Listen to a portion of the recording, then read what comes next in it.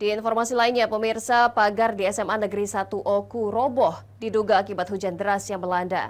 Mendapat kabar tersebut, para ikatan keluarga alumni meninjau dan berjanji akan memperbaiki pagar dengan dana patungan para alumni.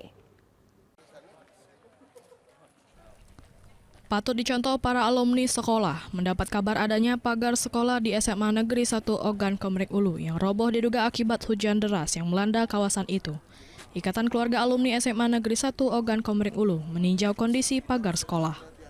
Diketuai Teddy Melwansyah yang juga saat ini menjabat Kepala Dinas Pendidikan Provinsi Sumsel, para alumni dari berbagai angkatan berkeliling melihat kondisi fasilitas sekolah. Setelah melihat kejadian itu, Teddy bersama para alumni mengaku prihatin dan berjanji akan melakukan perbaikan secara urunan menggunakan dana dari para alumni. Hal itu dilakukan sebagai bentuk rasa cinta dari para alumni sekaligus memberikan contoh kepedulian terhadap sekolah dan para alumni membantu kesulitan sekolah dengan tidak mengandalkan dari pemerintah saja. Beberapa hari lalu mendapatkan kabar dari Pak Ketua Komite kami bahwa terjadi bencana pagar roboh di SMA ini. Maka kami selaku alumni dan mantan yang pernah punya pendidikan di sini harus ada kepedulian, harus punya perhatian.